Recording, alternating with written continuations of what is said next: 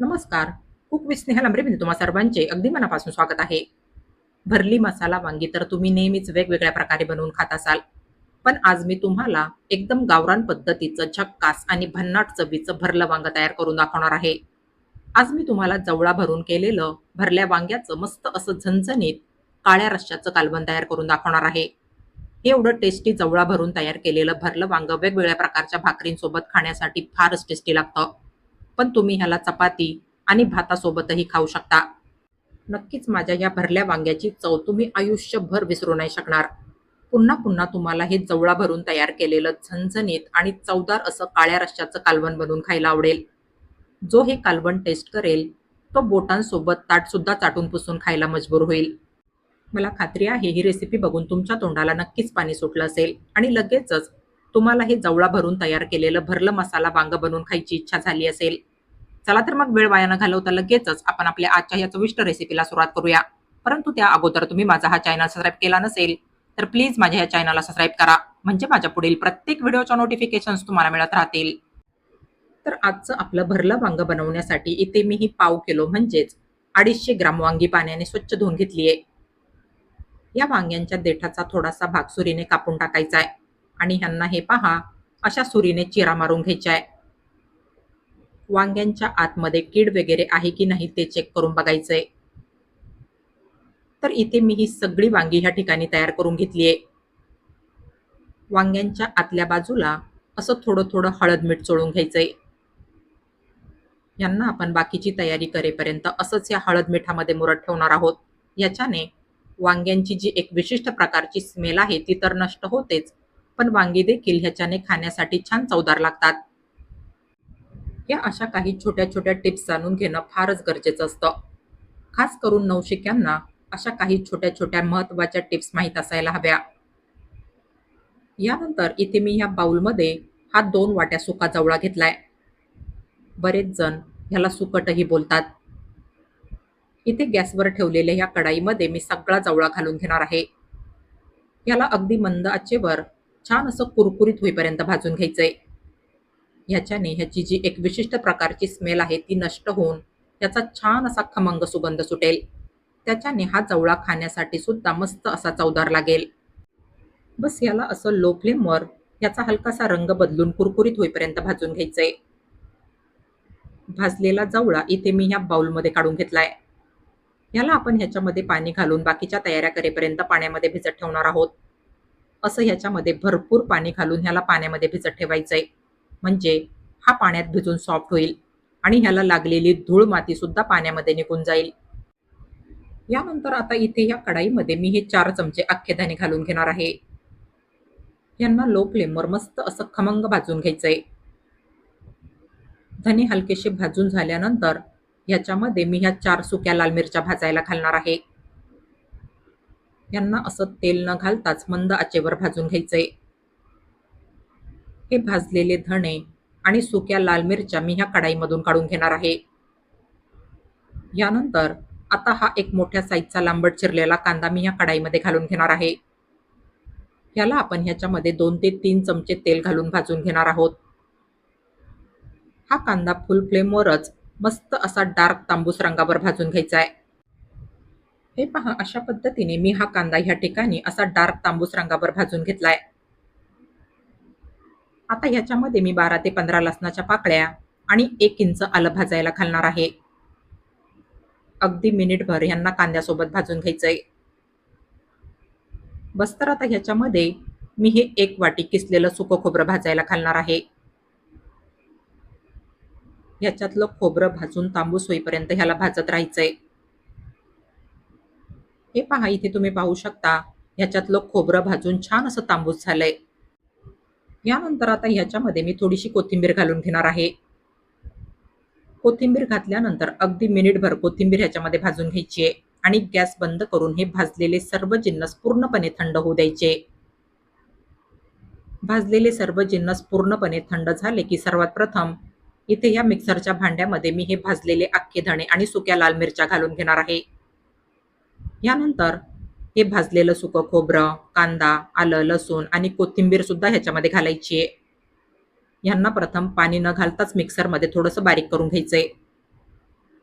सुरुवातीला ह्यांना असं मिक्सरला थोडंसं बारीक करून घेतलं, की ह्याच्यामध्ये गरजेनुसार थोडं-थोडं पाणी घालून ह्याला अगदी बारीक दळून घ्यायचंय. हे पहा अशा पद्धतीने आपण हे वाटण ह्या ठिकाणी तयार करून घेतलंय. इथे आपला हा जवळा सुद्धा पाण्यामध्ये भिजून छान सॉफ्ट झालाय. ह्याला पाण्यामधून काढून असं हाताने दाबून ह्याच्यातलं पाणी पिळून काढायचंय. शक्य होईल तेवढं ह्याच्यातलं पाणी दाबून पिळून काढायचा प्रयत्न करायचा आहे. ह्याच्यामध्ये जास्त पाणी नाही राहिलं पाहिजे. हे पहा तुम्ही इथे पाहू शकता हे पाणी किती गढूळ झालंय. जवळ्याला लागलेली धूळ माती ह्या पाण्यामध्ये पूर्णपणे निघून गेलीये. हे पहा आपला हा जवळा ह्या ठिकाणी मस्त असा पांढरा शुभ्र आणि स्वच्छ झालाय आणि ह्याचा उग्र वास सुद्धा नाहीसा झालाय. बस तर आता वाटणाचे सर्व जिन्नस भाजलेल्या ह्या कढाईमध्येच मी पुन्हा थोडंसं तेल घालून घेणार आहे. तेल गरम झाल्यानंतर ह्याच्यामध्ये मी सुरुवातीला 10 ते 12 ठेचलेल्या लसणाच्या पाकळ्या घालून घेणार आहे. लसूण तेलामध्ये हलकासा तांबूस होईपर्यंत परतून घ्यायचा आहे. लसूण तेलामध्ये मस्त असा हलकासा तांबूस रंगावर परतून घेतला, की ह्याच्यामध्ये पाव चमचा हळद घालून घ्यायची आहे. यानंतर मिक्सरला तयार केलेलं सगळं वाटण ह्याच्यामध्ये परतायला घालायचंय. वाटण एकदा तेलामध्ये व्यवस्थित असं मिक्स करून घ्यायचंय.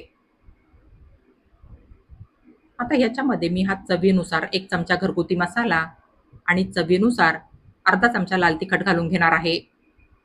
घरगुती मसाल्याऐवजी तुम्ही ह्या ठिकाणी रेडीमेड कांदा लसूण मसाला सुद्धा घालू शकता. बस तर आता चवीनुसार अर्धा चमचा मीठ घालून हे सर्व जिन्नस लो फ्लेमवर 4 ते 5 मिनिट मस्तपैकी परतून घ्यायचे. ह्यांना ह्यांच्यातलं तेल हलकंसं सेपरेट होईपर्यंत परतायचंय. बस तर आता ह्याच्यामध्ये आपण हा पाण्यात भिजवून घेतलेला सगळा जवळा घालून घेऊया. जवळा घातल्यानंतर जवळा ह्या बाकीच्या सर्व घटकांसोबत लो फ्लेमवर 3 ते 4 मिनिट छान असा परतून घ्यायचा आहे. तर हे पहा अशा पद्धतीने आपण हे सर्व जिन्नस ह्या ठिकाणी परतून घेतले. ह्याच्यातलं काही मिश्रण मी ह्या कढाईमधून एका बाउलमध्ये काढून घेणार आहे आणि ह्याला पूर्णपणे थंड होऊ देणार आहे. थोडंसं मिश्रण मी ह्या कढाईमध्येच ठेवणार आहे. फक्त गरजेपुरतं मिश्रण मी एका बाउलमध्ये काढून घेतलंय. आता हा जो जवळा परतवलेला मसाला आपण ह्या बाउलमध्ये काढून थंड करायला ठेवला होता, याला मी ह्या प्रत्येक वांग्यामध्ये असं अगदी दाबून-दाबून भरून घेणार आहे. हे पहा अशा पद्धतीने याला असं वांग्यांमध्ये असं अगदी दाबून-दाबून भरून घ्यायचंय. आपली आजची ही रेसिपी चवीला खरोखर फारच भन्नाट असणार आहे. खवय्यांसाठी ही रेसिपी तोंडाला चव आणण्यासाठी फारच परफेक्ट आणि एकदम बेस्ट राहील. मला खात्री आहे आपली आजची ही रेसिपी टेस्ट केल्यानंतर तुम्हाला ही रेसिपी बस पुन्हा-पुन्हा बनवून खावीशी वाटेल. हे पहा इथे या डिशमध्ये मी ह्या सगळ्या वांग्यांमध्ये हा जवळा घालून तयार केलेला मसाला भरून घेतलाय. यांना जर तुम्ही व्यवस्थित पद्धतीने शिजवलं, तर ह्याच्यातला भरलेला मसाला वांग्यांमधून अजिबात बाहेर पडणार नाही. तर तयार केलेला मसाला असा वांग्यांमध्ये अगदी गच्च भरून घ्यायचा आहे. यानंतर आता हा जो कढाईमध्ये आपण काही मसाला शिल्लक ठेवला होता, याच्यामध्ये आपण हा वांग्यात भरून उरलेला मसाला घालून घेऊया आणि गॅस चालू करूया. हा मसाला पूर्णपणे थंड झालाय, त्यामुळे ह्याला पुन्हा 2 मिनिट परतून गरम करून घ्यायचंय. बस तर आता ह्याच्यामध्ये मी ही सगळी भरली वांगी घालून घेणार आहे.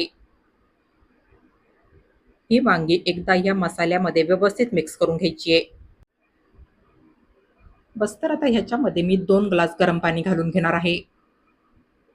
ह्याचा रस्सा तुम्हाला जसा घट्ट पातळ खायला आवडत असेल, त्यानुसार तुम्ही ह्याच्यामध्ये गरम पाणी घालून घ्यायचंय.